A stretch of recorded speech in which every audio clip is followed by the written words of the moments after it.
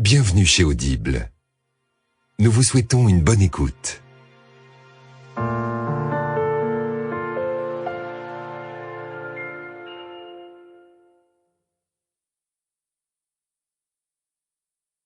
Audible Studio présente L'obstacle et le chemin, de l'art éternel de transformer les épreuves en victoire. De Ryan Holiday. Lu par Nicolas Germag. Introduction.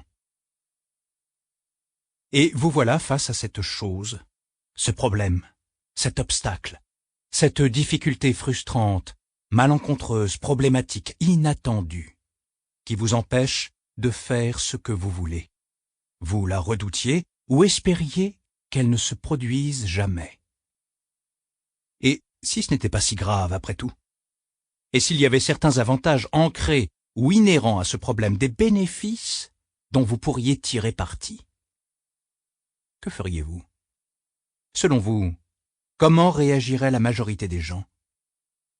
Ils feraient sans doute ce qu'ils ont toujours fait. Et ce que vous faites vous-même en ce moment? Rien. Soyons honnêtes. La plupart d'entre nous restent paralysés. Quels que soient nos objectifs personnels, nous restons paralysés devant les nombreux obstacles qui se dressent devant nous. Nous aimerions qu'il en soit autrement, mais c'est pourtant la vérité. Ce qui nous bloque est clair. Ce sont des causes systémiques, des institutions qui se dégradent, un taux de chômage en hausse, des frais de scolarité qui s'envolent, des bugs technologiques. Ce sont des causes individuelles. On se trouve trop petit, trop vieux, trop peureux, trop pauvre, trop stressé, sans soutien. On manque de confiance. Nous sommes doués pour dresser la liste de tout ce qui nous arrête. Chaque obstacle est unique pour chacun d'entre nous. Mais nos réactions sont identiques. La peur, la frustration, la confusion, l'impuissance, la dépression, la colère. Vous savez ce que vous avez envie de faire, mais vous avez l'impression qu'un ennemi invisible vous retient, vous plaque au sol sous des oreillers. Vous essayez d'atteindre un but, mais invariablement quelque chose bloque votre chemin, contrecarrant chacune de vos actions. Le peu de liberté qui vous reste vous laisse l'impression que vous pouvez faire quelque chose, et que c'est votre faute si vous n'arrivez pas à avancer. Nos emplois, nos relations, notre place dans le monde ne nous satisfont pas. Nous essayons d'avancer, mais quelque chose se dresse au milieu du chemin. Alors, nous ne faisons rien. On accuse notre patron, la situation économique, les politiques, les autres. On estime qu'on est un raté ou que nos objectifs sont inaccessibles. Pourtant, seule notre attitude et notre approche sont à remettre en cause. On ne compte plus les exemples et les livres qui nous expliquent comment réussir. Mais personne ne nous a jamais appris à surmonter l'échec, à appréhender les obstacles, à y faire face et à triompher. Alors nous sommes coincés, assaillis de toutes parts. Nous sommes perdus, déchirés. Nous ne savons pas quoi faire. Cependant, tout le monde ne reste pas paralysé. Nous admirons ceux qui semblent transformer les obstacles en véritables tremplins. Mais comment font-ils? Quel est leur secret? Ce qui est encore plus mystérieux, c'est que les générations précédentes ont affronté des problèmes bien pires avec moins de filets de sécurité et d'outils à leur disposition. Ils ont géré les mêmes obstacles que nous devons affronter aujourd'hui, plus tous ceux qu'ils ont tenté d'éliminer pour leurs enfants, pour les autres. Et pourtant, nous sommes encore coincés. Qu'avaient nos ancêtres de plus que nous? Qu'est-ce qui nous manque? C'est simple. Une méthode et un cadre pour comprendre, apprécier et agir par rapport aux obstacles que la vie sème devant nous. John D. Rockefeller avait une bonne méthode, du sang-froid et de l'autodiscipline. Démosthène, le grand orateur athénien, en avait une aussi, une volonté implacable de s'améliorer par l'action et l'entraînement. Chez Abraham Lincoln, c'était l'humilité, l'endurance et la compassion. Vous retrouverez au fil des pages le nom de personnages exemplaires, parmi lesquels Ulysses S. Grant, Thomas Edison, Margaret Thatcher, Samuel Zemurray, Amelia Earhart, Erwin Rommel, Dwight D. Eisenhower, Richard Wright, Jack Johnson, Theodore Roosevelt, Steve Jobs, James Stockdale, Laura Ingalls Wilder, Barack Obama. Certains ont affronté l'horreur de l'emprisonnement à la maladie handicapante en plus des frustrations courantes semblables aux nôtres. Ils se sont frottés à des rivaux, ont affronté des vents contraires en politique, connu des drames, la résistance, subi le conservatisme, des ruptures, le stress et des catastrophes économiques, ou pire encore. Mis à l'épreuve par ces pressions, ces individus en ont été transformés, comme l'a souligné Andy Grove, ancien PDG d'Intel, en décrivant ce qui arrive aux entreprises en temps de crise. Les mauvaises entreprises sont détruites par la crise, les bonnes y survivent, les excellentes s'améliorent. À l'image des entreprises excellentes, les grandes personnalités trouvent un moyen de transformer le négatif en positif. C'est impressionnant et même un exploit touchant. Ils ont pris à bras le corps ce qui les retenait, ce qui pourrait vous retenir en cet instant même, et l'ont utilisé pour avancer. Tous les grands personnages de l'histoire partagent cela. Comme l'oxygène sur le feu, les obstacles sont venus alimenter la flamme de leur ambition. Rien ne pouvait les empêcher d'aller de l'avant, et ils étaient et continuent à être impossibles à décourager ou à arrêter. Chaque entrave n'a fait qu'attiser leur feu intérieur avec une férocité décuplée. Ce sont des personnes qui ont renversé leurs obstacles, qui ont adopté les paroles de Marc Aurèle et intégré le groupe que Cicéron appelait les seuls véritables philosophes, les stoïciens, même s'ils ne les ont jamais lus. Ils avaient la capacité de percevoir les obstacles tels qu'ils étaient réellement, l'ingéniosité de les gérer, et la volonté de se confronter à un univers qui dépassait leur entendement et leur maîtrise. Soyons honnêtes, la plupart du temps, nous nous retrouvons que très rarement dans des situations horribles que nous devons endurer. Il s'agit plutôt d'inconvénients mineurs ou de conditions défavorables qui nous affligent. Ou alors, nous essayons de faire quelque chose de très difficile et nous sommes dépassés, débordés ou à court d'idées. Eh bien soit. Retournons le problème. Trouvons un avantage. Prenons-le comme un coup de pouce. C'est aussi simple que ça. Mais évidemment, ce n'est pas facile. Cet ouvrage n'est pas un condensé d'optimisme vague et exubérant. Il ne s'agit pas d'un livre qui vous conseille de tomber dans le déni lorsque les choses vont mal, ni de tendre l'autre joue si vous vous faites complètement avoir. Vous n'y trouverez pas non plus des dictons pleins de sagesse ni de proverbes mignons, mais inefficaces. Il ne s'agit pas non plus d'une étude académique ou de l'histoire du stoïcisme. Il y a déjà de nombreux écrits à ce sujet de la part de grands penseurs pleins de sagesse. Inutile donc de paraphraser ce qu'ils ont déjà écrit, lisez plutôt les versions originales. Il n'existe pas d'écrit philosophique plus accessible. On a l'impression qu'il remonte à l'année dernière, et non 1000 ans auparavant. Quoi qu'il en soit, j'ai fait de mon mieux pour rassembler, comprendre et désormais publier leurs enseignements et les astuces tirées des principes du stoïcisme. La philosophie ancienne ne s'est jamais vraiment embarrassée de droits d'auteur ou d'originalité. Tous les écrivains ont voulu traduire et expliquer la sagesse des grands maîtres dont on a hérité dans les livres, les écrits, les chansons, les poèmes et les histoires. Tous les enseignements se nourrissent de l'expérience humaine au cours des millénaires. Ce livre reprend les principes de leur sagesse afin que vous puissiez atteindre, vous aussi, notre objectif commun et urgent, surmonter des obstacles. Au quotidien, nous avons à affronter des obstacles psychologiques, émotionnels, et dans son ensemble, la société s'en trouve paralysée. Si ce livre pouvait simplement faciliter la confrontation et le démantèlement des obstacles, j'en serais déjà ravi. Mais je vise plus haut. J'aimerais vous montrer comment transformer chaque obstacle en avantage.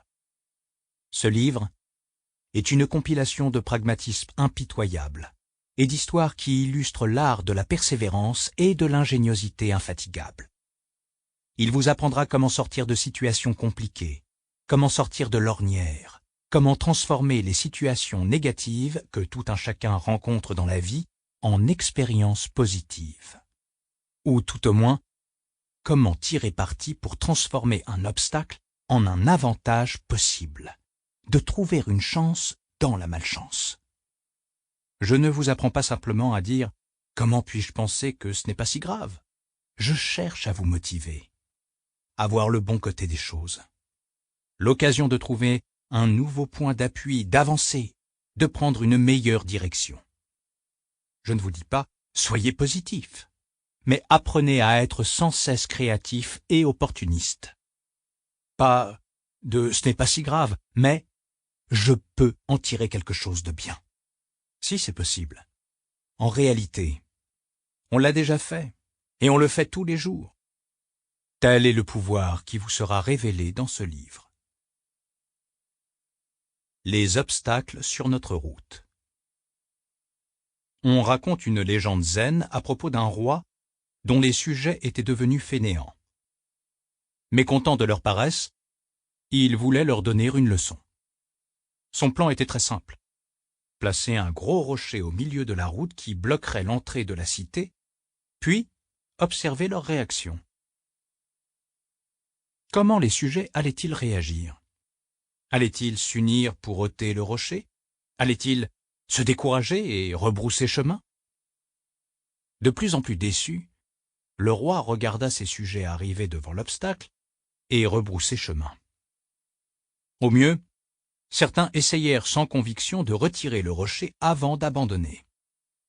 Ils étaient nombreux à se plaindre, maudissant le roi ou la malchance, ou encore déplorant l'inconvénient, mais aucun ne prit vraiment les choses en main. Au bout de plusieurs jours, un paysan, qui se rendait en ville, arriva devant le rocher. Il ne rebroussa pas chemin, au contraire. Il tenta de toutes ses forces de l'ôter de la route. Puis il eut une idée. Trouver dans la forêt un objet qui pourrait lui servir de levier. De retour devant le rocher, il utilisa une grosse branche qu'il avait taillée pour dégager la route.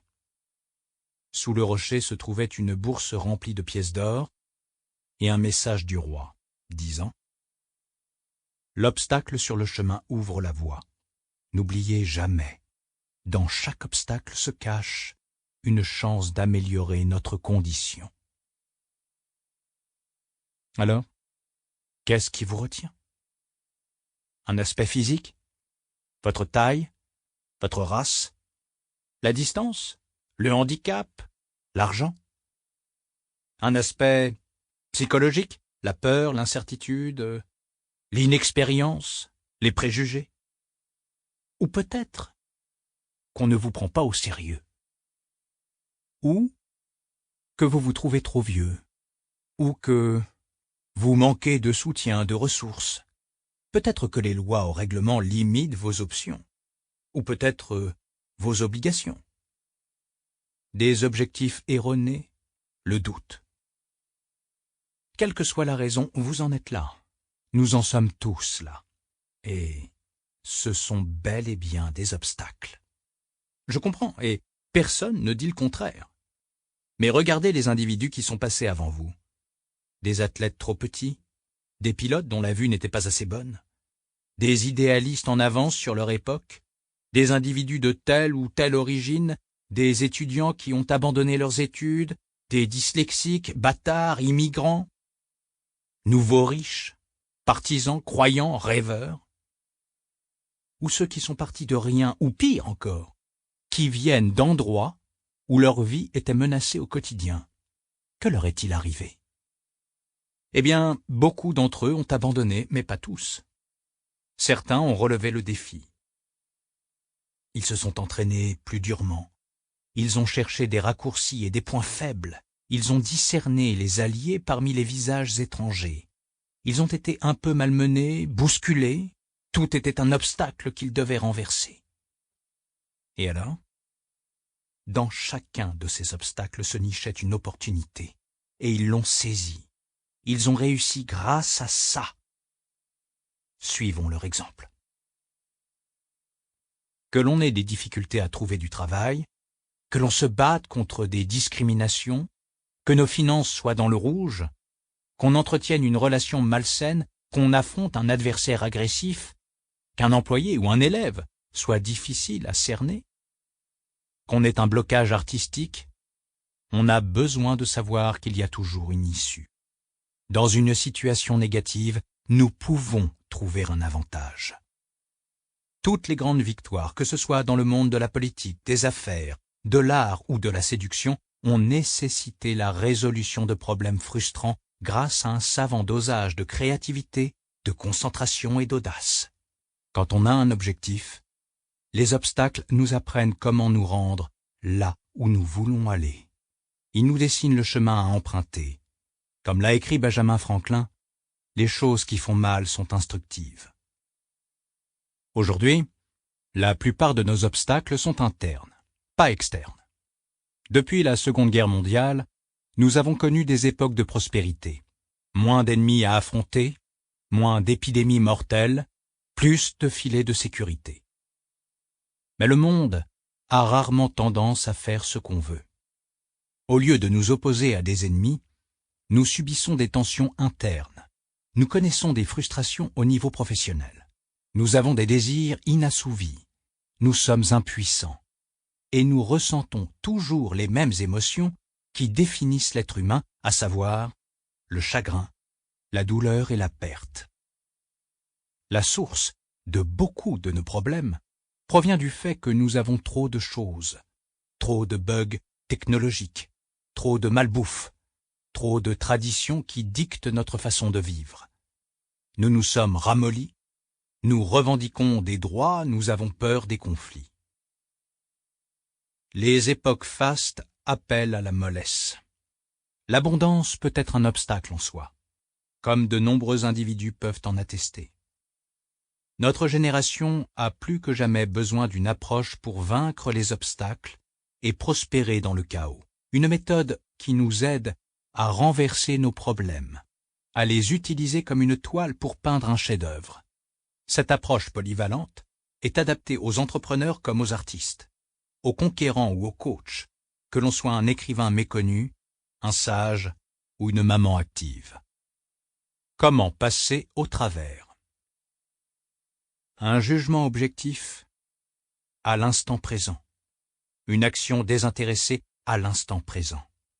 L'acceptation volontaire à l'instant présent de tout événement extérieur. Tu n'as besoin de rien de plus. Marc Aurèle. Vaincre les obstacles est une discipline qui comporte 3 étapes essentielles. Tout commence par la façon d'aborder nos problèmes spécifiques.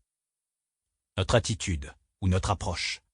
Puis viennent l'énergie et la créativité avec lesquelles nous les disséquons et les transformons en opportunités. Et enfin, l'adoption et le maintien d'une volonté intérieure qui nous permettent de gérer l'échec et la difficulté. Il s'agit de 3 disciplines interdépendantes, interconnectées et reliées de façon fluide. La perception, l'action et la volonté. C'est un processus simple, mais encore une fois jamais facile. Vous allez voir ce processus appliqué dans l'histoire, le monde des affaires et la littérature.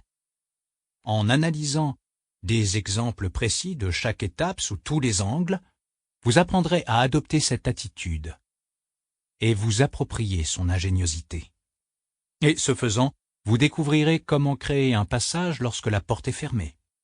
Grâce aux exemples concrets de praticiens, vous apprendrez à gérer les obstacles courants. En général, les gens échouent au pied de l'obstacle ou sont submergés par la difficulté à le franchir. Et comment aborder leur approche dans votre vie.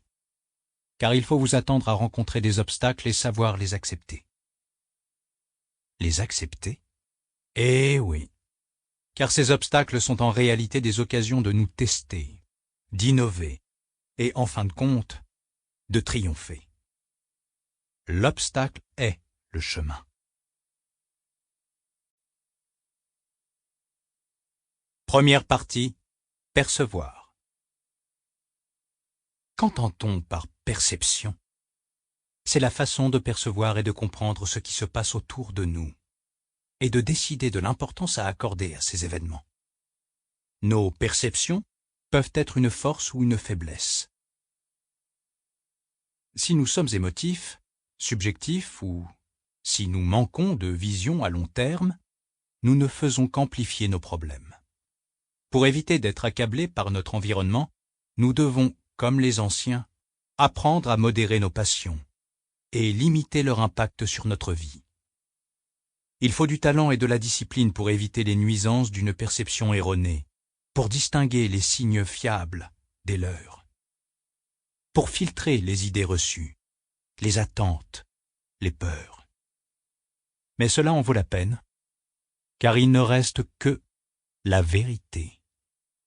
Tandis que les autres sont surexcités ou effrayés, nous restons calmes et imperturbables. Nous voyons les choses simplement, sans détour, telles qu'elles sont, ni bonnes ni mauvaises. C'est un avantage considérable pour affronter les obstacles. La discipline de la perception. Avant de devenir magnat du pétrole, John D. Rockefeller était un comptable aspirant investisseur, un petit boursicoteur de Cleveland dans l'Ohio.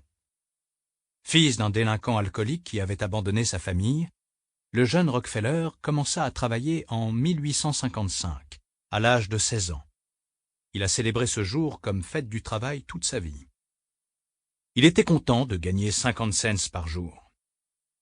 Puis, il y eut une panique, celle de 1857 précisément, une crise financière nationale sans précédent qui débuta dans l'Ohio et qui toucha particulièrement Cleveland. Alors que les entreprises fermaient et que le prix des céréales s'effondrait dans tout le pays, la conquête de l'Ouest s'arrêta brusquement. Il s'ensuivit une dépression qui dura plusieurs années.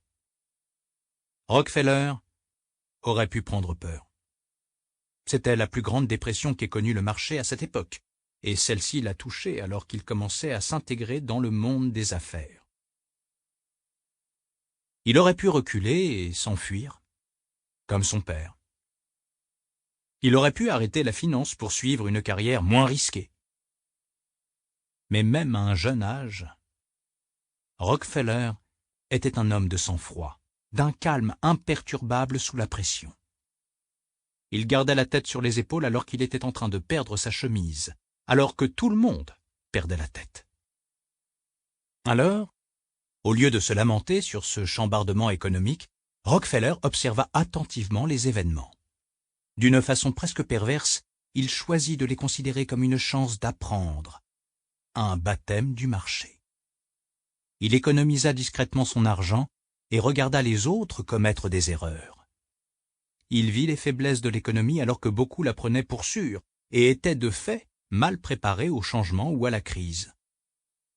Il apprit une leçon capitale dont il se souviendrait à jamais. Le marché est intrinsèquement imprévisible et souvent vicieux. Seul un esprit rationnel et discipliné peut espérer en obtenir des avantages. Il constata que la spéculation menait à la catastrophe et qu'il devait toujours ignorer la foule en délire et ses penchants. Rockefeller mit immédiatement cette sagacité en pratique.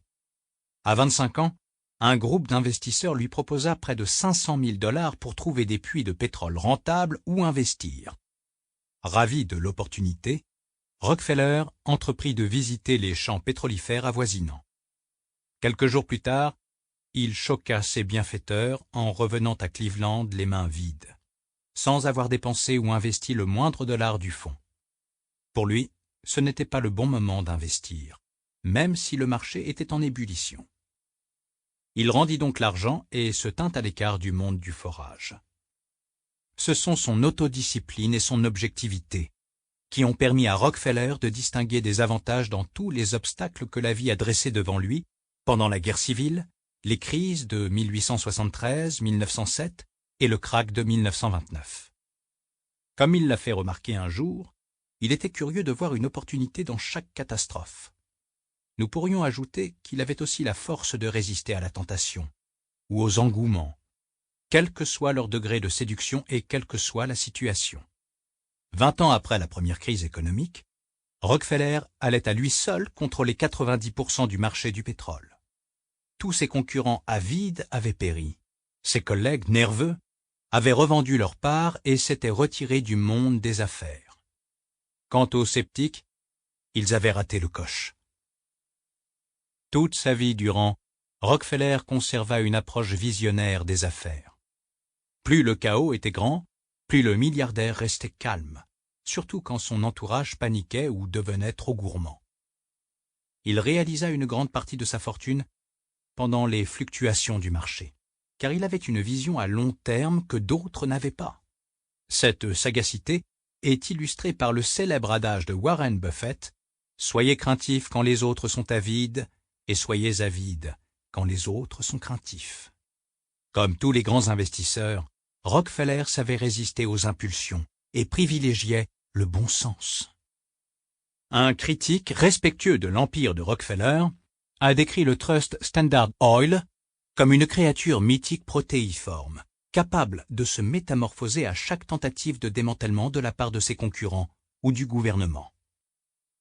C'était une critique, mais aussi une caractéristique de la personnalité de Rockefeller. Résilient, adaptable, calme, génial. Rien ne l'ébranlait. Ni les crises économiques, ni les mirages des fausses opportunités, ni les ennemis agressifs ou impressionnants, ni même les procureurs fédéraux, qui trouvaient en lui un témoin difficile à interroger car il ne mordait jamais à l'hameçon, il ne se braquait pas, il ne s'énervait jamais. Était-il né comme ça? Non. C'était un comportement acquis. Rockefeller avait appris cette leçon de discipline quelque part. Cela avait commencé durant la crise de 1857 à l'école de l'adversité et du stress, selon ses propres termes. Les jeunes gens qui doivent se battre pour s'installer dans la vie ont bien de la chance. Je serai éternellement reconnaissant pour ces 3 années et demie d'apprentissage et de difficultés à surmonter tout au long du chemin, a-t-il déclaré. Évidemment, de nombreuses personnes ont vécu les mêmes époques compliquées que Rockefeller. Ils ont tous été à l'école des mauvaises périodes, mais peu ont réagi comme lui. Rares sont ceux qui s'étaient entraînés à voir le bon côté des choses, qui considéraient que les obstacles dressés devant eux n'étaient pas de la pure malchance, mais une leçon, une chance d'apprendre d'un de ces rares moments dans l'histoire de l'économie. Vous serez confronté à des obstacles pendant votre vie, des obstacles justes ou injustes, et vous découvrirez à chaque fois que le plus important, ce ne sont pas les obstacles eux-mêmes, mais comment vous les percevez, comment vous réagissez, si vous arrivez à garder la tête froide. Vous apprendrez que cette réaction détermine la façon dont vous arriverez à les dépasser, voire à prospérer à cause d'eux. Là où certains voient un problème, d'autres voient une opportunité. Là où certains sont aveuglés par la réussite, d'autres voient la réalité avec une objectivité impitoyable. Là où certains perdent le contrôle de leurs émotions, d'autres restent sereins. Le désespoir, la peur, l'impuissance sont des fonctions de notre perception. Il faut vous dire que rien ne vous oblige à vous sentir ainsi. Vous choisissez de céder à ces sentiments. Ou alors, comme Rockefeller, choisissez de ne pas y céder. C'est précisément à ce point de divergence entre la façon dont Rockefeller percevait son environnement et comment le reste du monde le perçoit généralement, qu'est née sa réussite presque incompréhensible. La confiance prudente qu'il avait en lui était une forme de pouvoir incroyable. Percevoir ce que d'autres considèrent négatif de façon rationnelle, claire et surtout comme une opportunité à saisir, et pas comme quelque chose à craindre ou déplorer. Rockefeller est bien plus qu'une analogie. Nous vivons notre propre âge d'or. En moins d'une décennie, nous avons connu l'explosion de 2 bulles économiques. Des industries entières se sont effondrées. Des vies ont été bouleversées. Ce qui semble injuste abonde. Récession, agitation sociale, adversité. Les gens ont peur et sont découragés, en colère et agacés. Ils occupent le parc Zuccotti ou forment des communautés en ligne. Ils ont raison, non? Pas forcément. Les apparences sont souvent trompeuses. Ce qui se cache à l'intérieur, en dessous, c'est ça qui compte. Nous pouvons apprendre à percevoir les choses différemment, à écarter les illusions que d'autres craignent ou croient. Nous pouvons arrêter de voir les problèmes comme des problèmes. Nous pouvons apprendre à voir les choses telles qu'elles sont. Nous réagissons trop souvent de manière émotive. Nous nous décourageons et nous perdons nos objectifs de vue. Tout cela ne fait qu'aggraver les choses. Les perceptions inutiles finissent par envahir notre esprit, l'espace sacré de la raison, de l'action et de la volonté, et par nous déboussoler. Notre cerveau a évolué pour s'adapter à un environnement très différent aujourd'hui. Par conséquent, nous avons une sorte de bagage biologique. Les êtres humains sont toujours prêts à déceler des menaces et des dangers qui n'existent plus. Pensez aux sueurs froides, quand vous êtes stressé pour vos finances, ou à votre envie de fuir ou de sortir les griffes quand votre patron vous fait des remontrances. Votre sécurité n'est pas vraiment menacée. Il y a peu de chances que vous mouriez de faim ou que la violence prenne le dessus, même si c'est parfois l'impression que vous avez. Nous avons le choix de notre réponse face à cette situation, ou toute autre situation. Nous pouvons nous laisser mener aveuglément par nos instincts primaires, ou nous pouvons essayer de les comprendre et apprendre à les filtrer. La discipline dans la perception laisse clairement voir l'avantage et l'action à mener pour chaque problème, sans que la panique ou la peur n'interfèrent. Rockefeller l'avait bien compris et s'est libéré du joug des mauvaises perceptions destructrices. Il a peaufiné sa capacité à contrôler, canaliser et comprendre ces signaux. C'était comme un super pouvoir, car la plupart des gens n'y arrivent pas. Ils restent esclaves de leurs impulsions et de leurs instincts qu'ils n'ont jamais remis en question. Nous pouvons appréhender la catastrophe de façon rationnelle.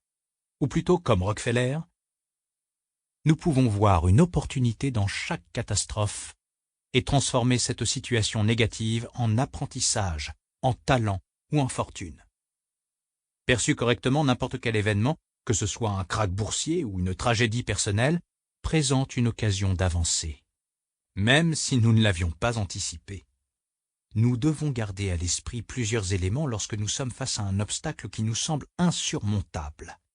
Nous devons essayer d'être objectifs, de contrôler nos émotions, de choisir de voir le bon côté du problème, de rester calme, d'ignorer ce qui perturbe ou limite les autres, de relativiser, de revenir à l'instant présent, de nous concentrer sur ce que nous pouvons contrôler.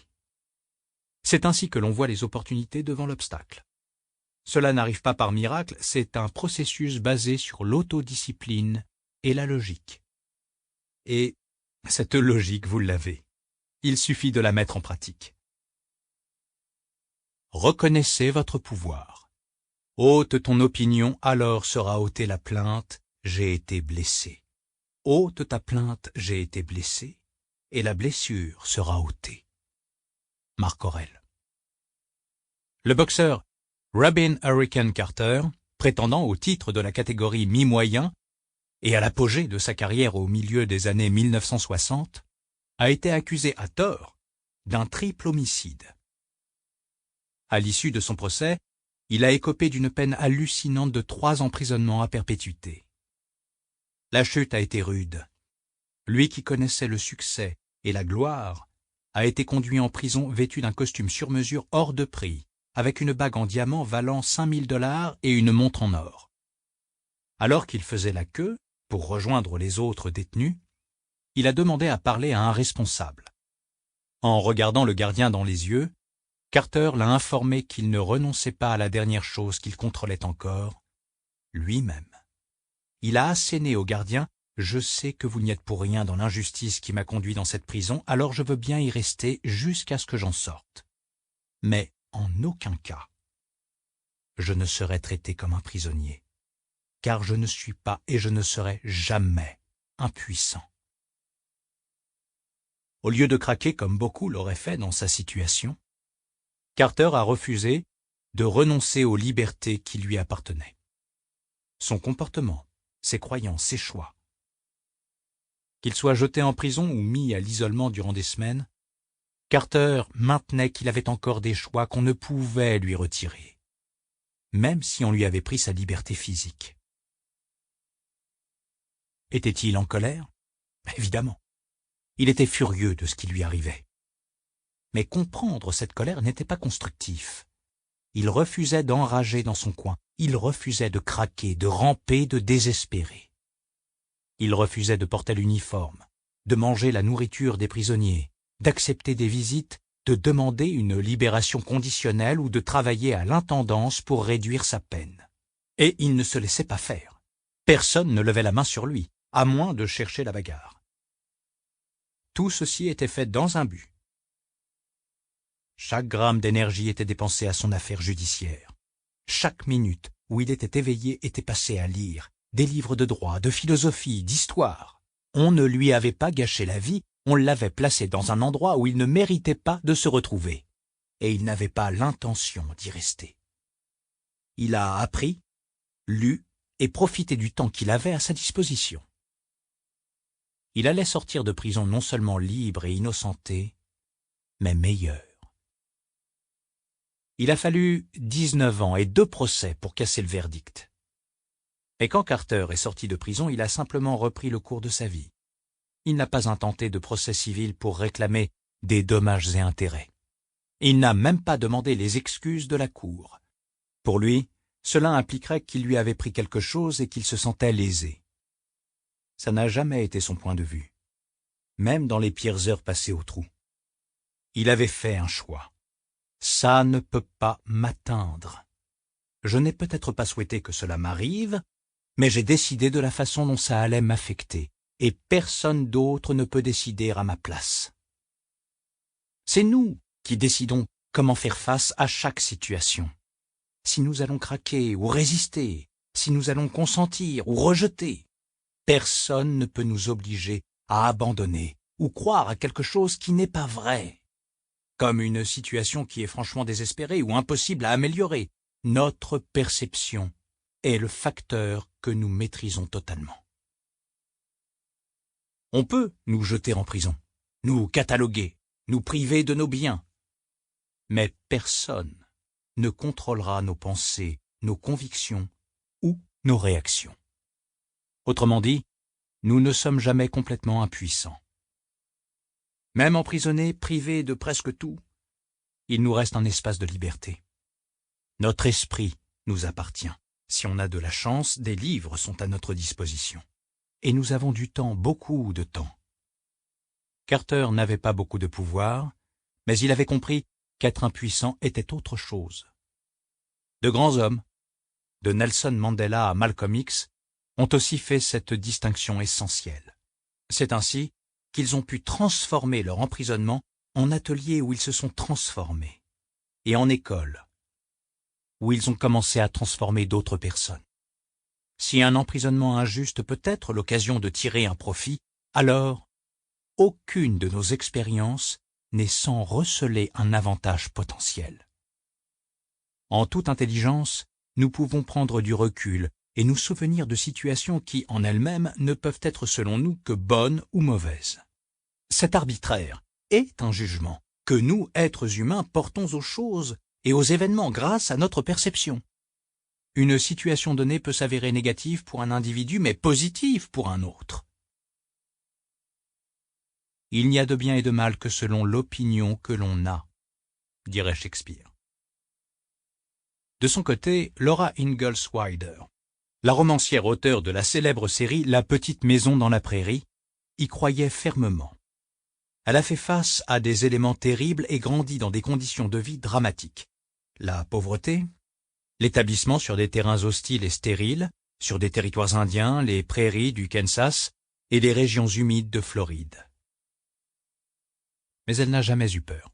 Elle n'a jamais été blasée, car elle considérait tout cela comme une aventure. N'importe quel lieu était une occasion de se lancer dans de nouveaux projets, de persévérer avec un esprit de pionnier enjoué, peu importe ce que le destin leur réservait, à elle et son époux. Ce n'est pas pour autant qu'elle voyait toujours la vie en rose, mais elle choisissait d'appréhender chaque situation telle qu'elle était, surmontable avec un peu d'huile de coude et de bonne humeur. D'autres personnes font le choix inverse. Quant à nous, nous ne faisons pas face à des choses aussi impressionnantes, mais nous décidons rapidement que nous sommes foutus. Et c'est ainsi qu'un obstacle devient un obstacle. En d'autres termes, par notre perception des événements, nous sommes complices de la création ainsi que de la destruction de chacun de nos obstacles. Sans nous, il n'y a ni bien ni mauvais. Il n'y a que notre perception. Il n'y a que l'événement et l'histoire que nous nous racontons sur sa signification. Ça change tout, n'est-ce pas? Un employé de votre société commet une erreur imprudente qui vous fait perdre un client. Vous consacrez précisément beaucoup de temps et d'efforts pour éviter cela. Ou alors, en changeant votre perception, c'est peut-être précisément ce que vous cherchiez.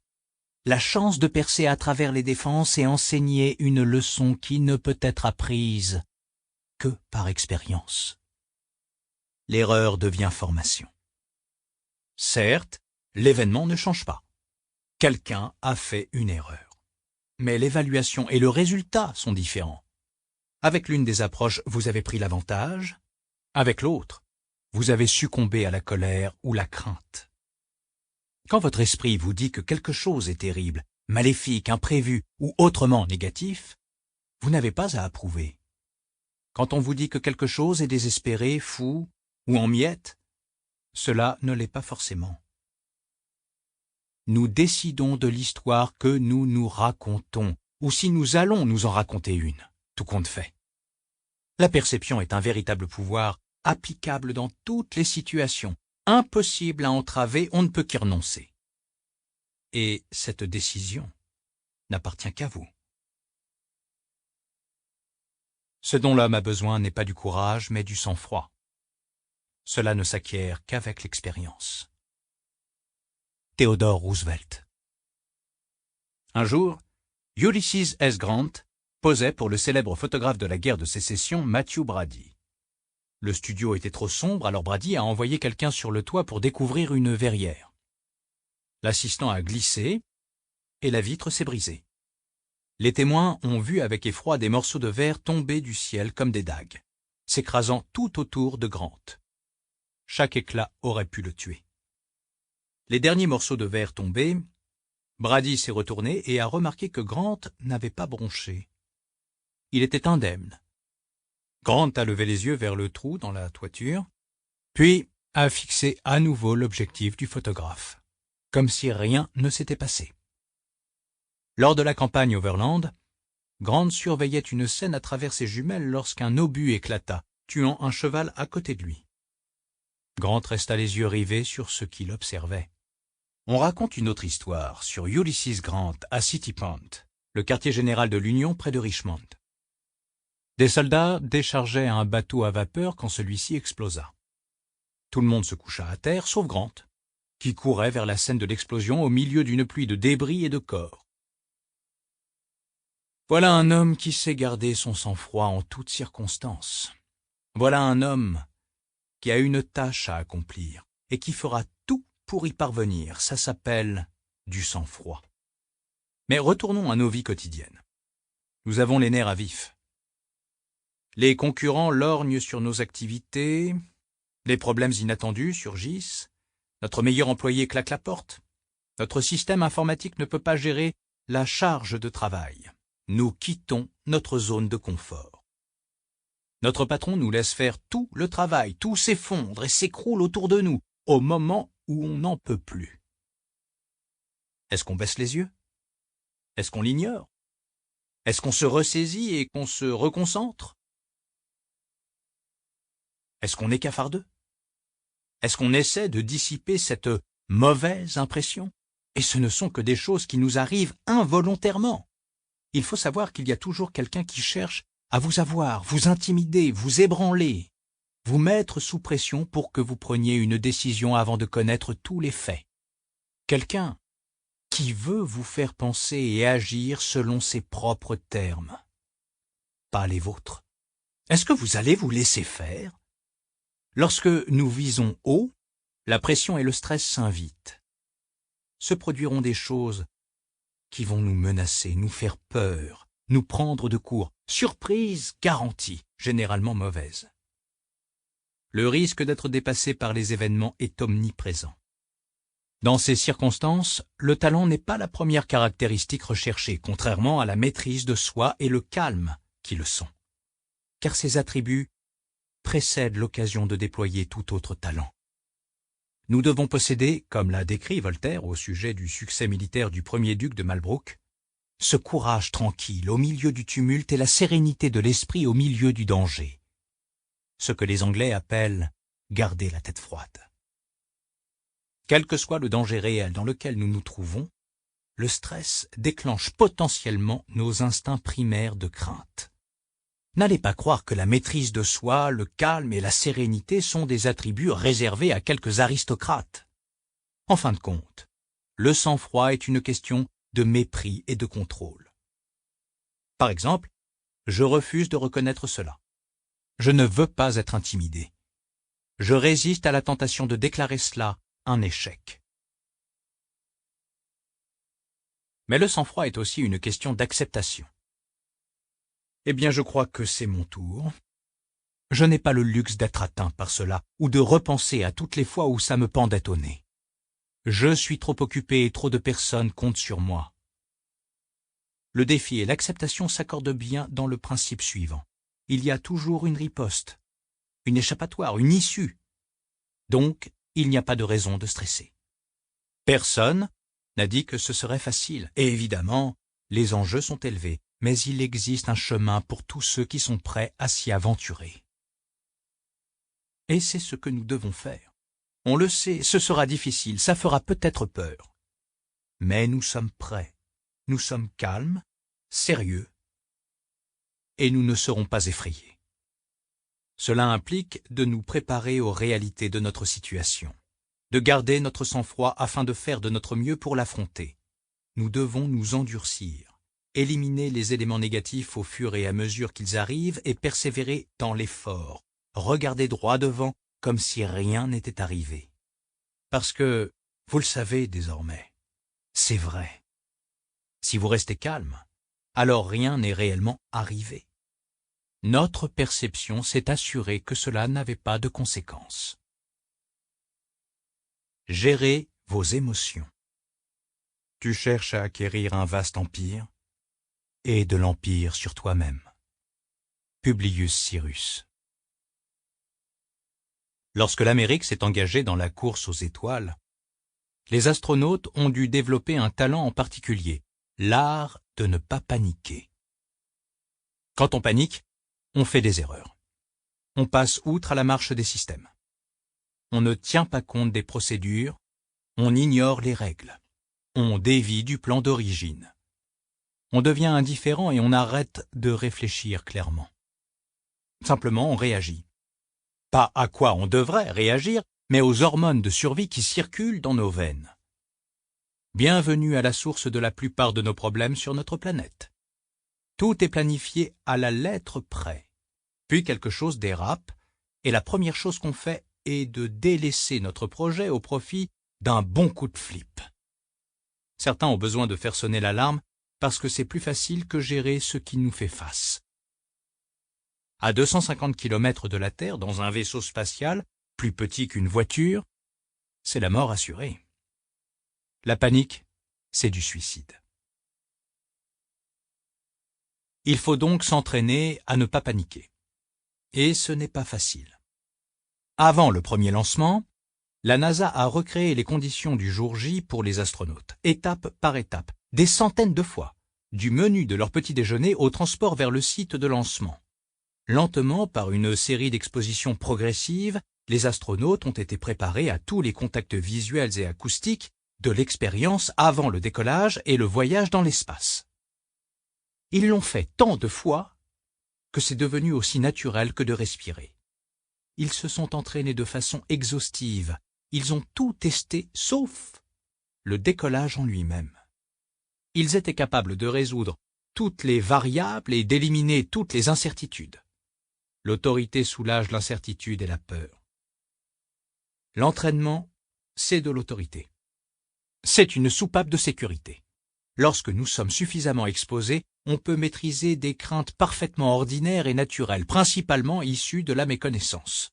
Heureusement, cette méconnaissance peut se résoudre simplement, même si ce n'est pas toujours facile, ce qui permet d'améliorer notre tolérance au stress et à l'incertitude. John Glenn, le premier astronaute américain en orbite autour de la Terre, a passé près d'une journée entière dans l'espace en contrôlant son rythme cardiaque à moins de 100 battements par minute. Voici donc un individu capable de contrôler son vaisseau spatial et ses émotions. Une personnalité qui avait développé ce que Tom Wolfe appellerait plus tard l'étoffe des héros. Mais vous affrontez un client ou un étranger dans la rue et votre cœur bat la chamade. Ou vous devez vous adresser à la foule et le trac vous paralyse. Il est temps de se rendre compte que ceci est un luxe, un petit plaisir de notre petite personne. Dans l'espace, ce qui sépare la vie et la mort est le contrôle des émotions. Appuyer sur le mauvais bouton, mal lire les instruments, engager une séquence trop tôt, ce qui n'aurait pas été envisageable pour le succès de la première mission du programme Apollo, et les conséquences auraient été trop importantes. Pour les astronautes, la question n'était pas « êtes-vous un bon pilote ?», mais « savez-vous supporter la pression ? Savez-vous juguler l'envie de paniquer et vous concentrer uniquement sur ce que vous pouvez changer, sur la tâche à accomplir ?» Dans la vie de tous les jours, ce n'est pas très différent. Les obstacles nous rendent émotifs, mais la seule façon d'y survivre, ou de les vaincre, est de garder le contrôle de nos émotions. Garder notre sang-froid quoi qu'il arrive, malgré les variations des événements externes. Les Grecs appelaient cela apatheia. C'est le genre de sérénité qui vient avec l'absence d'émotions irrationnelles ou extrêmes.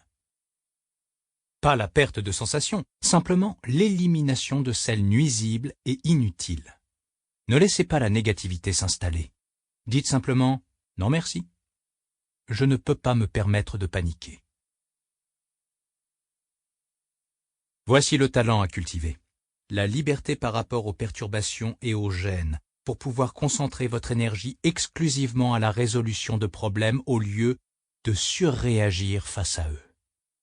L'email urgent du patron, le crétin au bar, un appel du banquier, plus de crédit. On frappe à la porte, il y a eu un accident. Comme l'a écrit Gavin de Becker dans The Gift of Fear, la peur qui vous sauve, quand vous vous inquiétez, demandez-vous « qu'est-ce que je choisis de ne pas voir en ce moment ?» Quelle chose importante manquez-vous parce que vous avez choisi l'inquiétude aux dépens de l'introspection, de la vigilance ou de la sagesse? Autrement dit, est-ce que s'énerver offre d'autres options? Parfois oui. Mais dans ce cas précis, non, je ne crois pas. Bon. Si une émotion ne peut pas modifier la situation ou votre problème, c'est sans doute une émotion inutile, voire destructrice. Mais c'est ce que je ressens. Certes, personne ne dit le contraire. Personne ne dit que vous ne pouvez jamais pleurer. Oubliez votre côté macho. Si vous avez besoin de prendre un moment pour vous, faites-le. La véritable force est dans le contrôle ou, comme l'a dit Nassim Taleb, la domestication de vos émotions, pas de prétendre qu'elles n'existent pas. Alors ne vous gênez pas, ressentez les choses. Ne vous mentez pas en mélangeant vos émotions liées au problème et la gestion du problème. C'est aussi différent que dormir et se réveiller. Dites-vous, c'est moi qui ai le contrôle, pas mes émotions. Je vois ce qui se passe vraiment. Je ne vais pas céder à l'excitation ou à l'énervement. Nous supprimons nos émotions logiquement, ou du moins c'est le but. La logique, ce sont les questions et les affirmations. Suffisamment de questions et d'affirmations nous permettent de voir la cause première, qui est toujours plus facile à gérer. On a perdu de l'argent. Mais dans les affaires, c'est courant, non? Oui. Ces pertes sont-elles catastrophiques? Pas forcément. Si ce n'était pas complètement imprévisible, comment cela peut être si mauvais? Pourquoi vous énerver pour quelque chose qui est censé se produire occasionnellement? Eh bien, En plus, vous avez déjà géré des situations pires que ça. Ne serait-ce pas plus utile de faire appel à vos ressources plutôt que de vous laisser envahir par la colère? Essayez d'avoir ce dialogue avec vous-même pour voir comment contenir ces émotions extrêmes. Elles ne dureront pas longtemps, c'est certain. Après tout, vous n'allez pas en mourir. Quand vous sentez l'angoisse monter, ça pourrait vous aider de vous répéter « Je ne vais pas en mourir, je ne vais pas en mourir, je ne vais pas en mourir ». Ou alors essayez la question de Marc Aurèle. Est-ce que ce qui s'est passé vous empêche d'agir avec justice, générosité, maîtrise de soi, santé mentale, prudence, honnêteté, humilité, franchise? Non. Alors remettez-vous au travail. Inconsciemment, nous devrions tous nous poser sans cesse cette question: ai-je besoin de flipper pour ça? La réponse, comme pour les astronautes, soldats, médecins et tant d'autres experts, doit être non. Parce que je me suis entraîné pour faire face à cette situation et je peux garder mon self-control. Ou alors, non, parce que je me suis ressaisi et j'ai compris que ça n'apporte rien de constructif. Développez votre objectivité. Quand une impression te frappe, ne la laisse pas te désarçonner. Dis-lui juste « Attends un peu, fais voir qui tu es et ce que tu représentes. Laisse-moi te tester. » Épithète. La phrase « c'est arrivé et c'est grave » contient en réalité deux impressions juxtaposées. La première, « c'est arrivé », est objective. La seconde, « c'est grave », est subjective. Au XVIe siècle, le samouraï Miyamoto Musashi a remporté de nombreux combats à l'épée contre des adversaires redoutés, parfois désarmés. Dans le traité des 5 roues, il nota la différence entre observer et percevoir. L'œil qui perçoit est faible, l'œil qui observe est fort. Miyamoto Musashi avait compris que l'œil qui observe voit simplement les choses qui existent. Quant à l'œil qui perçoit, il en voit davantage. L'œil qui observe voit des événements sans distraction, sans exagération, sans perception erronée. L'œil qui perçoit voit des obstacles insurmontables, ou des revers majeurs, ou simplement des problèmes. Il jette de l'huile sur le feu. L'œil qui observe est utile, l'œil qui perçoit ne l'est pas. Pour paraphraser Nietzsche, être parfois superficiel, prendre les choses telles qu'on les voit, est l'approche la plus profonde. Dans la vie, combien de problèmes semblent surgir de jugements sur des éléments qu'on ne contrôle pas, comme s'il y avait un moyen probable de les contrôler? Combien de fois voit-on ce que nous croyons être là ou devoir être là, au lieu de voir ce qui est vraiment là? En contenant nos émotions, nous pouvons voir les choses calmement, telles qu'elles sont réellement. Nous pouvons y parvenir grâce à notre œil qui observe. Ce sont les perceptions qui posent problème. Elles nous livrent des informations inutiles au moment précis où nous ferions mieux de nous concentrer sur ce qui se dresse devant nous. Un sabre, une négociation cruciale, une opportunité, une information ou toute autre chose. Notre cerveau animal tente de comprimer l'espace entre impression et perception. Penser, percevoir, agir, le tout en quelques millisecondes. Le cerveau d'un cerf lui dira de courir parce qu'il y a un danger. Alors, l'animal court et se jette parfois au milieu de la circulation.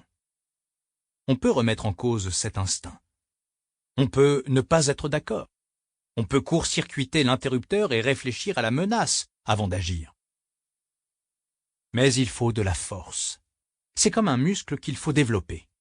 Ce sont les mouvements de tendre, soulever, retenir qui développent les muscles. Comme Musashi, la plupart des adeptes d'arts martiaux se concentrent sur l'entraînement mental autant que sur l'entraînement physique. Les deux sont importants et demandent une pratique et un entraînement rigoureux. Les stoïciens ont développé un exercice que l'on pourrait appeler expression de l'outrage. Ils utilisent le mépris pour mettre les choses à nu, ôter les légendes qui les entourent. Épictète conseillait à ses disciples, lorsqu'il citait un grand penseur, de l'imaginer en train de faire l'amour. C'est amusant. Essayez la prochaine fois que quelqu'un vous impressionne ou vous menace. Représentez-vous ces individus en train de râler, grogner, maladroits, en privé, comme tout le monde.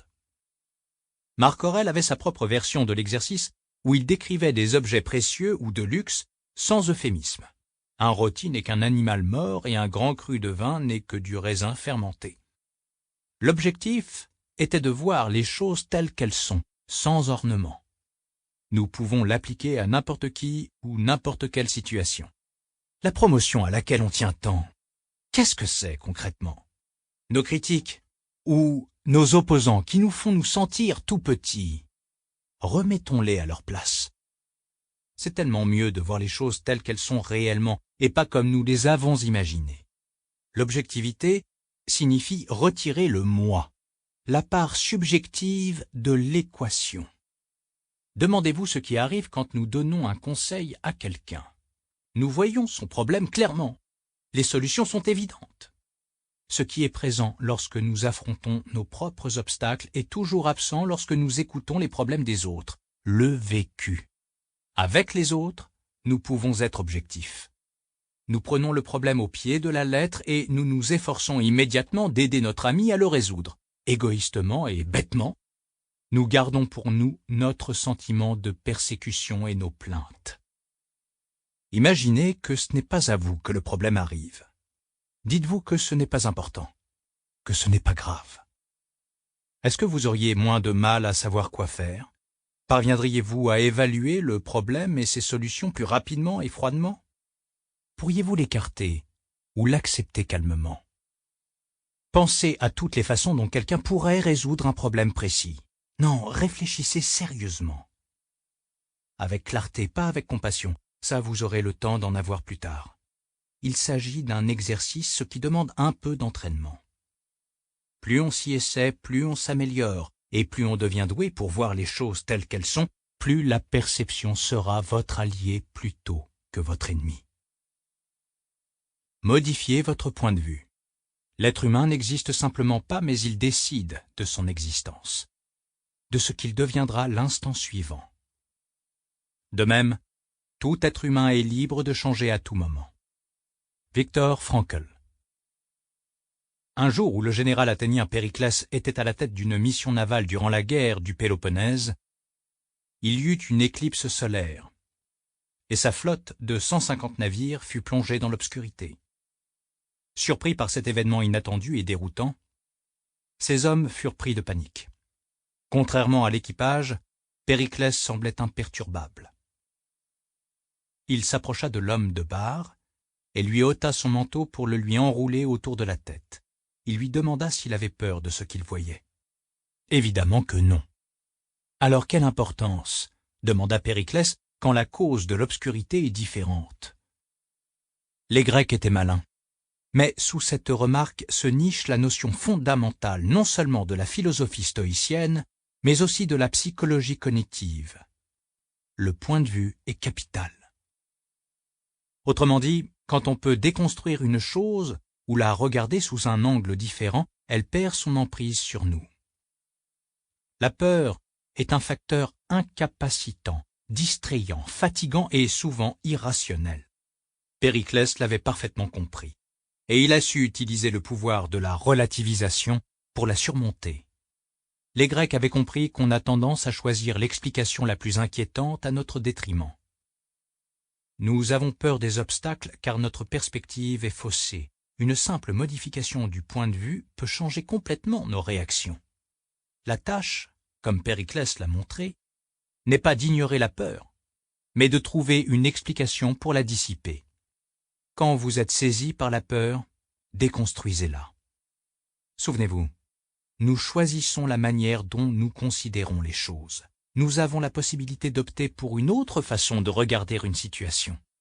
Si nous ne pouvons pas modifier l'obstacle lui-même, cette partie de l'équation reste immuable, le pouvoir de la relativisation peut changer la manière dont on voit l'obstacle. Comment on appréhende, perçoit et contextualise un obstacle et la signification qu'on lui donne détermine à quel point il sera fatigant et difficile de le surmonter. C'est à vous de choisir si vous souhaitez mettre « je » devant quelque chose. Je déteste parler en public. J'ai raté, je suis blessé par cela. Cela ajoute un élément, vous, par rapport à l'obstacle, au lieu de l'obstacle seul. Avec la mauvaise perspective, on se consume et on se retrouve à la merci de quelque chose de relativement insignifiant. Alors pourquoi est-ce qu'on s'inflige cela? Le bon point de vue a une étrange façon de réduire l'échelle des obstacles et de l'adversité. Quelle que soit la raison, nous avons tendance à regarder les choses séparément. On se flagelle pour avoir raté une affaire ou une réunion. À l'échelle individuelle, ça craint. On a raté 100% de cette occasion. Ce que nous oublions dans ce cas, comme aime à le rappeler le multimilliardaire Richard Branson, c'est que, dans les affaires, les occasions sont comme les bus. Il y en aura toujours d'autres. Une réunion n'est rien par rapport à toutes les réunions que vous aurez dans votre vie. Un contrat n'est qu'un contrat. En fait, on a peut-être évité de prendre une balle. La prochaine occasion pourrait être meilleure. Notre façon de considérer le monde change notre façon de voir les choses. Est-ce que notre point de vue nous offre réellement une perspective? Ou est-ce que c'est celui-ci qui est la cause du problème? Telle est la question à nous poser. Ce qu'on peut faire, c'est focaliser notre point de vue sur ce qui nous laisse le plus serein, puis l'élargir afin d'être prêt pour la tâche qui nous attend. Pensez-y comme un montage sélectif. Ne pas décevoir les autres, mais nous orienter correctement. Et ça marche. Des petites modifications peuvent changer ce qui paraissait auparavant comme une tâche impossible. Soudain, là où nous nous sentions faibles, nous nous rendons compte que nous sommes forts. Avec du recul, nous découvrons des leviers que nous ignorions posséder. Il y a 2 définitions de la perspective. 1. Contexte, une vision large du monde, pas uniquement ce que nous avons sous les yeux. 2. Cadre, la façon unique de chaque individu de considérer le monde, d'interpréter ses événements. Les 2 définitions sont importantes et peuvent être utilisées efficacement pour changer une situation qui semblait auparavant impossible ou impressionnante. George Clooney a passé sa première année à Hollywood à se faire recaler aux auditions. Il voulait se faire apprécier des producteurs et des metteurs en scène, ce qui n'était pas le cas. Blessé, Clooney accusait le système de ne pas voir à quel point il était bon acteur. Ce point de vue devrait vous dire quelque chose, c'est ce qu'on ressent lors d'un entretien d'embauche, d'une présentation devant des clients ou d'une tentative de séduction dans un café. Nous nous soumettons inconsciemment à ce que Seth Godin, auteur et entrepreneur, appelle la tyrannie pour être l'élu. Tout a changé pour George Clooney lorsqu'il a adopté un point de vue différent. Il s'est rendu compte que les castings sont aussi un obstacle pour les producteurs. Ils doivent absolument trouver un acteur et ils espèrent que le prochain sera le bon. Les auditions étaient un moyen de résoudre leurs problèmes, mais pas le sien. Grâce à son nouveau point de vue, Clooney incarna la solution. Il n'allait pas être un simple individu qui tentait sa chance. Il allait être quelqu'un qui offrait quelque chose de spécial. Il était la réponse aux prières des directeurs de casting et pas l'inverse. C'est ce qu'il a commencé à projeter durant les auditions. Pas uniquement son talent d'acteur, mais aussi le fait qu'il était l'homme idéal pour le rôle. Il comprenait ce que les directeurs de casting cherchaient pour un rôle spécifique et c'est ce qu'il leur proposait à chaque fois, en pré-production, pendant le tournage et pour la promotion. La différence entre la bonne et la mauvaise perspective est capitale. La façon dont nous interprétons les événements dans notre vie, notre point de vue, dessine le cadre de notre réponse, qu'il y ait une réponse ou qu'on encaisse sans broncher. Le corps suit la tête, la perception précède l'action appropriée suit le bon point de vue. Est-ce que cela dépend de vous? Dans la vie, notre première tâche est de diviser et distinguer les choses en 2 catégories. Je ne peux pas maîtriser les éléments externes, mais je peux décider des choix que je fais vis-à-vis d'eux. Où vais-je trouver le bien et le mal? En moi, dans mes choix. Épictète. Tommy John était un joueur de baseball malin qui a joué pendant 26 saisons dans les ligues majeures. Imaginez un peu, 26 saisons. À ses débuts, Kennedy était président et à la fin de sa carrière, c'était George W. Bush. Il a lancé des balles à Mickey Mantle et Mark McGwire. C'est une performance quasi surhumaine. S'il a réussi à le faire, c'est parce qu'il avait le don de se poser, ainsi qu'aux autres, une question et ses variantes. Est-ce qu'il y a une chance? Est-ce que j'ai une chance? Est-ce que je peux faire quelque chose?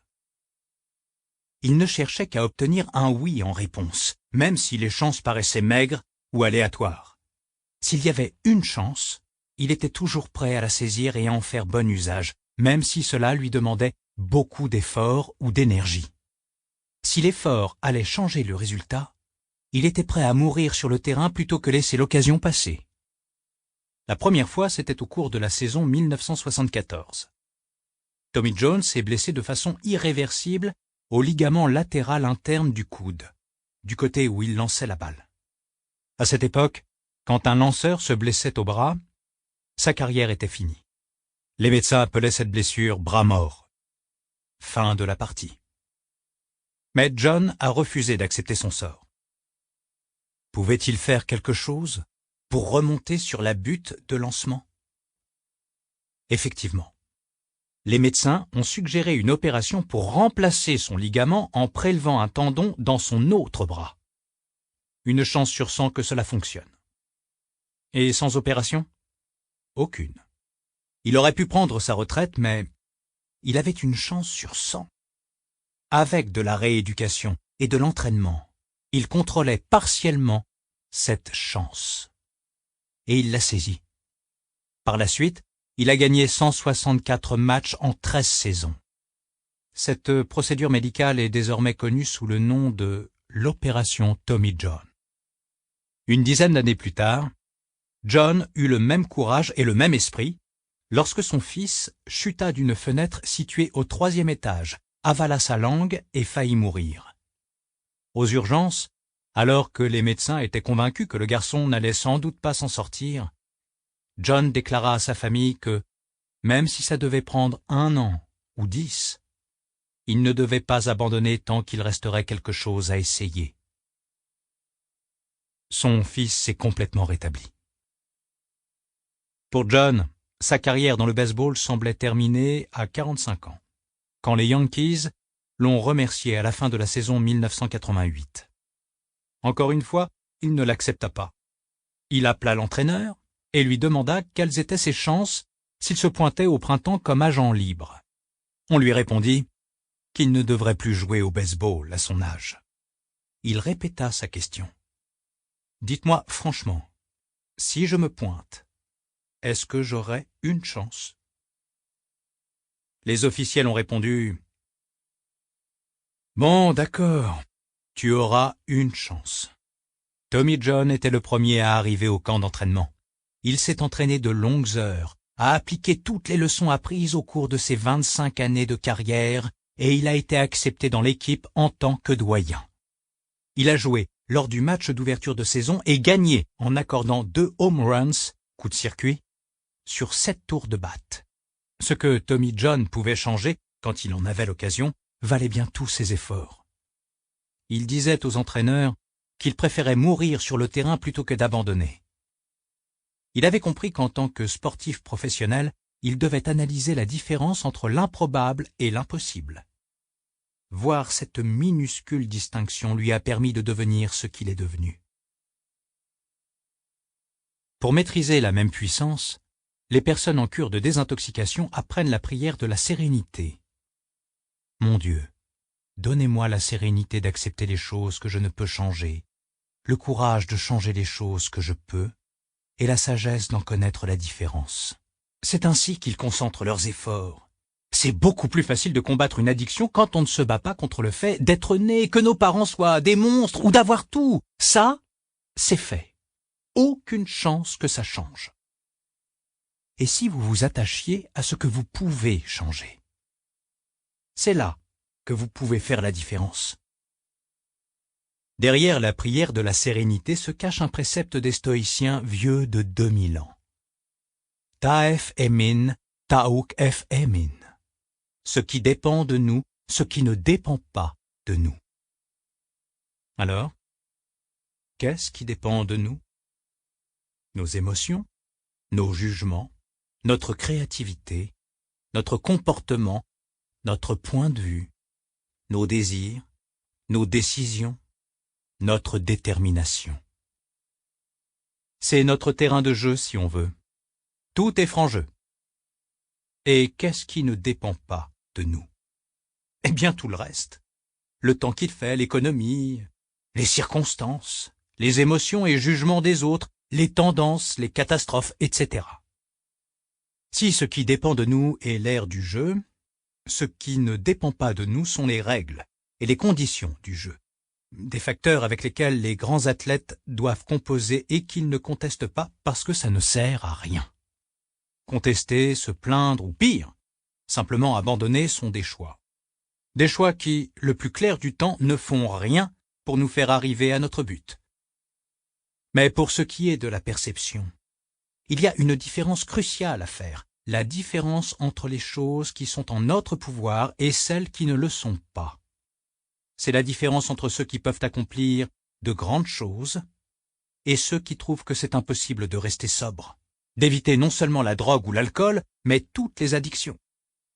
À sa façon, le dragon le plus nuisible à terrasser est celui qui nous fait croire qu'on peut changer des choses qu'on ne peut tout simplement pas changer. Si quelqu'un décide de ne pas investir dans votre société, ça ne dépend pas de vous. Mais la décision de peaufiner, d'améliorer vos arguments dépend de vous. Si quelqu'un vous a piqué l'idée, ou l'a eue en premier, non, ça ne dépend pas de vous. Améliorer, modifier ou se battre pour ce qui vous appartient, oui, ça dépend de vous. Se concentrer exclusivement sur ce qui dépend de vous augmente votre pouvoir. En revanche, toute dépense d'énergie dirigée vers des choses que l'on ne peut pas influencer est du gâchis, de la complaisance et de l'autodestruction. Une grande partie du pouvoir, le nôtre et celui des autres, est gaspillée ainsi. Considérer un obstacle comme un défi, en tirer le meilleur parti est aussi un choix qui dépend de nous. Est-ce que j'aurai une chance, entraîneur? Taef emin? Est-ce que ça dépend de moi? Profitez de l'instant. La ruse pour oublier le panorama est de zoomer sur les détails. Chuck Palahniuk. Regardez la liste des entreprises qui se sont lancées pendant une crise économique ou financière. Le magazine Fortune, 90 jours après le krach de 1929. FedEx, crise du pétrole de 1973. UPS, panique de 1907. The Walt Disney Company, la première année d'activité s'est finie par le krach de 1929. Hewlett-Packard, durant la Grande Dépression en 1935. Charles Schwab Corporation, krach de 1974-1975. Standard Oil. Rockefeller a racheté les parts de ses associés et en a pris le contrôle en février 1865, la dernière année de la guerre de sécession. Coors. Dépression de 1873. Costco. Récession de la fin des années 1970. Revlon. Grande dépression 1932. General Motors. Panique de 1907. Procter & Gamble. Panique de 1937. United Airlines. 1929. Microsoft. Récession de 1973-1975. LinkedIn. 2002 après l'éclatement de la bulle des .com. La plupart de ces entreprises ignoraient se trouver en plein milieu d'une crise historique majeure. Pourquoi? Parce que leurs créateurs étaient trop occupés à exister dans le présent, à gérer la situation présente. Ils ne savaient pas si les choses allaient s'améliorer ou empirer, ils connaissaient juste l'état actuel des choses. Ils avaient une tâche qu'ils souhaitaient accomplir ou un produit qu'ils estimaient pouvoir vendre. Ils savaient qu'ils avaient des salaires à payer. Dans notre quotidien, nous ne nous contentons pas de gérer les choses telles qu'elles se produisent. Nous plongeons systématiquement dans ce qu'elles signifient, si elles sont justes ou pas, ce qui se cache derrière ce que font les autres. Puis, nous nous demandons pourquoi nous n'avons pas l'énergie pour gérer nos problèmes. Ou alors nous nous énervons, ou bien nous sommes impressionnés parce que nous y avons trop réfléchi. Alors que si nous nous étions simplement attelés à la tâche, nous aurions sans doute déjà terminé. Les fables et les mythes embrouillent notre compréhension du monde des affaires, ce qui est drôle, puisqu'on rate la véritable histoire en nous concentrant sur des individus. En fait, la moitié des entreprises du classement Fortune 500 ont été montées en temps de crise ou de récession. La moitié. La plupart des gens partent avec un désavantage, souvent en l'ignorant complètement, et s'en sortent bien. Ce n'est pas injuste, c'est universel. Les survivants survivent parce qu'ils ont géré les choses au jour le jour. C'est le secret. Concentrez-vous sur l'instant présent, pas sur les monstres qui vous devancent éventuellement. Une entreprise doit prendre les contraintes opérationnelles de son environnement telles qu'elles sont et viser tous les bénéfices possibles. Les personnes qui ont un esprit d'entrepreneuriat sont comme les animaux, bénis de n'avoir ni le temps ni la capacité de réfléchir à la façon dont les choses devraient être ou comment ils préféreraient qu'elles soient. Pour toutes les espèces autres que l'être humain, les choses sont simplement telles qu'elles sont. Notre problème est qu'on veut toujours connaître la signification des choses, savoir pourquoi les choses sont comme ça. Comme si le pourquoi était important. Comme l'a dit Emerson, on ne va pas passer la journée en explications. Ne perdez pas de temps avec ces fausses constructions. Peu importe que ce soit la meilleure ou la pire époque pour vivre, que le marché du travail soit favorable ou non, ou que l'obstacle devant vous soit intimidant ou contraignant. Ce qui importe, c'est que l'instant présent est présent. Les implications de votre obstacle sont théoriques. Elles existent dans le passé et l'avenir. Nous vivons dans l'instant présent. Plus nous l'acceptons, plus il sera facile d'affronter l'obstacle et d'avancer. On peut utiliser ce qui nous ennuie comme une opportunité pour nous concentrer sur l'instant présent, pour ignorer l'ensemble de la situation et apprendre à se contenter de ce qui arrive, comme ça arrive. N'attendez rien de l'avenir pour confirmer vos prédictions, car vous n'en avez fait aucune. Laissez chaque instant effacer le précédent ou ce que d'autres espéraient. Vous trouverez la méthode qui fonctionne le mieux pour vous.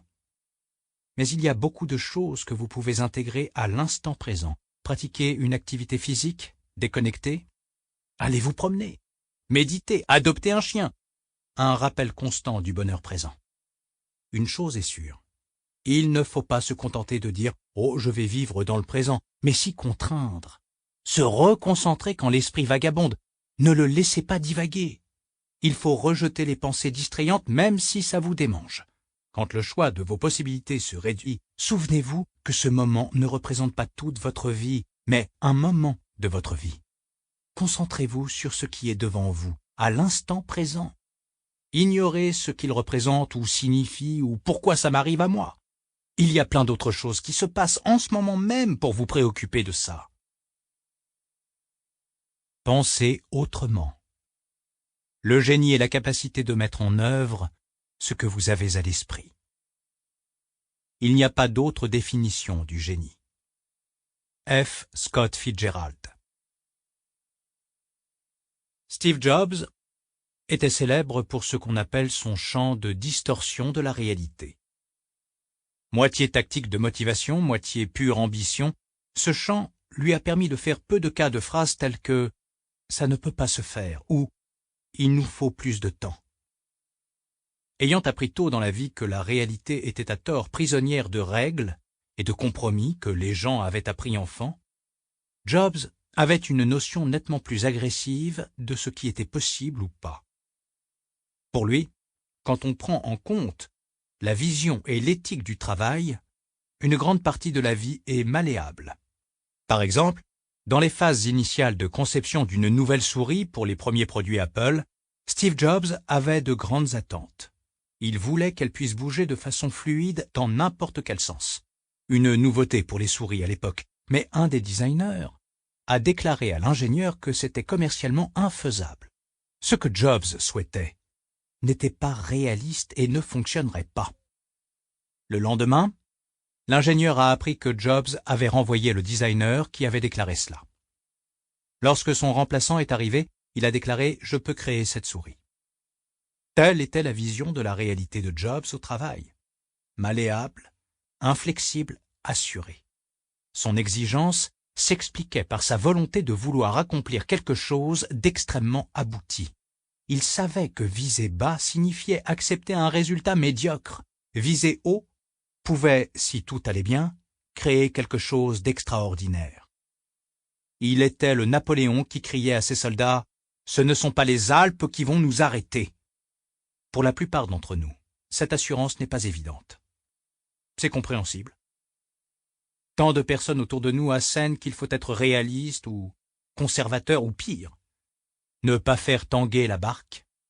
C'est un inconvénient majeur quand il s'agit d'essayer de réaliser de grandes choses, car bien que nos doutes et doutes de soi semblent réels, ils ont peu de rapport avec ce qui est possible ou impossible. Notre perception détermine très largement ce dont nous sommes capables ou incapables de faire. Elle détermine de bien des façons la réalité elle-même. Lorsque nous croyons davantage à l'obstacle qu'à l'objectif, lequel triomphera inévitablement? Pensez par exemple aux artistes. Ce sont leur vision et leur sens de l'expression unique qui symbolisent la définition de l'art. Ce qui était possible pour un artiste avant le Caravage et après que ce dernier nous a impressionnés avec ses chefs-d'œuvre sombres sont deux choses très différentes. Il en va de même pour un philosophe, un écrivain ou un peintre d'hier confrontés à leurs contemporains. C'est pour cette raison que nous ne devrions pas prêter trop d'attention à ce que disent les gens ou notre voix intérieure. Nous risquerions de ne rien accomplir du tout. Soyez ouverts. Questionnez-vous. Même si nous ne contrôlons pas la réalité, notre perception l'influence. Une semaine avant la livraison prévue du premier ordinateur Macintosh, les ingénieurs ont déclaré à Steve Jobs qu'ils ne pouvaient pas respecter les délais. Ils ont expliqué qu'il leur fallait 15 jours de plus. Jobs a calmement expliqué que si les ingénieurs pouvaient le faire en 15 jours, ils pourraient le faire en une semaine. Que ça ne faisait pas une grande différence sur une période si courte. De plus, puisqu'ils avaient bien avancé et bien travaillé, il était impossible de ne pas livrer le produit le 16 janvier comme prévu. Les ingénieurs se sont repris et ont tenu les délais. L'insistance de Steve Jobs les avait poussés une fois de plus à dépasser ce qu'il leur semblait possible. Et comment vous et moi gérons habituellement un délai impossible à tenir, imposé par un supérieur hiérarchique? On se plaint, on se fâche, on conteste. Comment ose-t-il? Pourquoi? Pour qui on me prend? On cherche une issue et on se lamente. Évidemment, rien de tout cela n'affecte la réalité objective du délai imposé. En tout cas, ça ne fait pas avancer le schmilblick. Steve Jobs supportait difficilement ceux qui ne croyaient pas dans leur capacité à réussir, même si ces exigences étaient injustes, désagréables ou ambitieuses. Le génie et la magie de ces produits, qui semblaient souvent extrêmement intuitifs et futuristes, incarnaient ce trait de caractère. Il avait dépassé ce que d'autres considéraient comme des freins et, par conséquent, il a créé quelque chose d'inédit. Personne ne croyait qu'Apple pouvait créer de tels produits. En réalité, Steve Jobs avait été évincé en 1985 parce que les membres du conseil d'administration de l'époque pensaient que c'était de la folie qu'Apple se lance dans les produits grand public. La preuve que non. Steve Jobs avait appris à rejeter les premières impressions et les objections qui s'ensuivent, car ces dernières sont presque toujours ancrées dans la peur. Lorsqu'il a commandé un verre spécial pour l'écran du premier iPhone, le fabricant était consterné par les délais. « On n'a pas la capacité de le produire. N'ayez pas peur », a répliqué Jobs. « Vous pouvez le faire. Occupez-vous-en.